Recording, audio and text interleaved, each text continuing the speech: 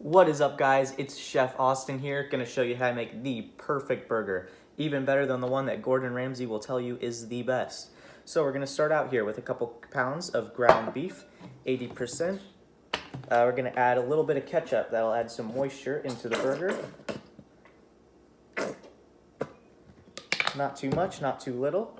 Next up, we're going to add some breadcrumbs because the ketchup's gonna add so much moisture that it might be too much.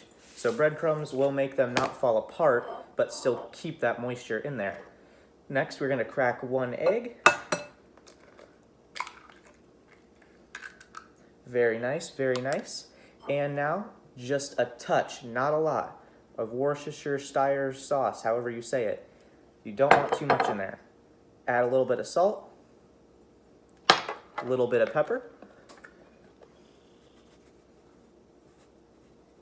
and now for the fun part, we're going to use the garlic press and add in some garlic.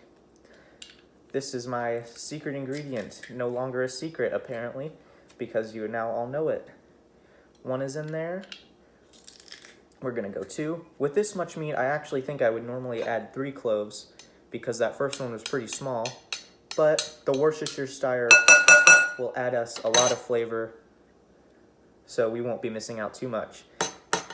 Now, I think that was everything, so we're gonna get our hands real dirty and mix it up. Now, the key to mixing the burger and the meat is that you want to make sure everything is even. You definitely don't want like a full thing of garlic in one bite, but you also do not want to mix it up too much because that'll actually dry out the burger. So, might take a little bit because I added a lot of stuff, and that egg especially needs to get mixed up because it likes to stick together. So you need to make sure to get it all nice and mixed.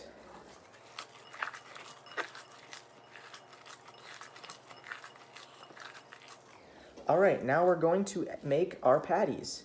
So when cooking at home, I like to make them thick. If I were selling them, I would probably do them thinner because it's less cooking time, but when you're at home, thicker is definitely the way to go just because they retain so much more moisture, they're bigger, juicier, all around just a much better burger. So you're gonna wanna roll them up into balls, make sure there's not too many cracks, and then flatten it out as I'm doing here. All right, and so out of that, I got 6 patties. As you can see, I've used my thumb to press a hole in each of them because we're gonna add a little surprise. We're gonna stuff these burgers with cheese. Now, when you're stuffing them, you can do a variety of things. If you like spice, you can add jalapeno. Bacon is a favorite if you wanted to add some bacon bits or something like that in there. It just adds a nice little surprise into the burger. Also, when changing tasks before I added the cheese, I washed my hands. When dealing with raw meat, it is very important to do that. So now that I have gotten the cheese on there, we are going to take a little bit of ground beef and we're going to seal up that cheese so that it does not burn on the grill. All right, so as you can see, the burgers are all done. They're thick, they're gonna be juicy, and they're gonna be extra cheesy. So let's go put them on the grill. All right, so now that we got the grill all ready, we're gonna open it up and we are going to get the burgers on there. So let's start putting them on. You want it not directly on the flame, but just a little bit off of it because you do not want them to burn. You want them to cook perfectly all the way through. Otherwise, you'll get a burnt edge and a raw middle. So as you can see, I was actually cooking with charcoal.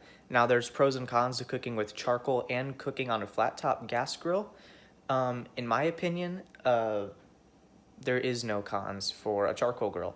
Okay, there actually is. They take a little bit longer to cook, but it's a price you pay for a much juicy burger that you get a little bit of a char on it, and that slightly smoky flavor just makes it so much better. So in my opinion, you should definitely go with a charcoal grill over a gas grill, because the only pro for a gas grill is just that it cooks slightly faster. So why you would do that, I don't know. All right, now when dealing with burgers this thick, I like to cook them about 7 minutes on each side. As you can see, they're starting to get just a little brown. I'm actually going to switch my hands because I shouldn't flip with my left one. Now we're gonna flip it over, see how it looks. Look at that. They're actually sticking to the grill a little bit more than they usually do, and I don't know why that is, but that's okay. So about at the 4-minute mark after flipping them, As you can see, they're looking pretty good. I like to put the cheese on those burgers. So we're gonna put some cheese on there. All right, so now once all the cheese is on there, I like to use sharp cheddar cheese. Much better than American because it just tastes so much more real and actually has flavor other than whatever American cheese has. So the buns, I like to throw those on because they hold the burger together.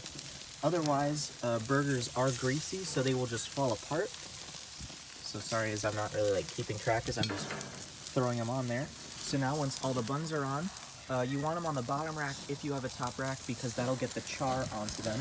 Hopefully these over there will get the char, so I might move some of them over to this side. Because the cheese inside of them wasn't enough, you gotta have it on top. And now that it's all melted, we are going to pull these burgers off. And these buns should also have a great char on them. That is a perfect example of what that should look like. So now let's pull one of these off and stick it on the bun. And we're going to add a bottom because that was a top. It'll be fine. There we go. And now we're going to do that 5 more times. And there you have it. 6 perfect burgers. If you wanted to make them even better, you could add some butter to the bun. I'm going to serve them plain so everyone can add what they want to them. But let's take them inside and feed some hungry people.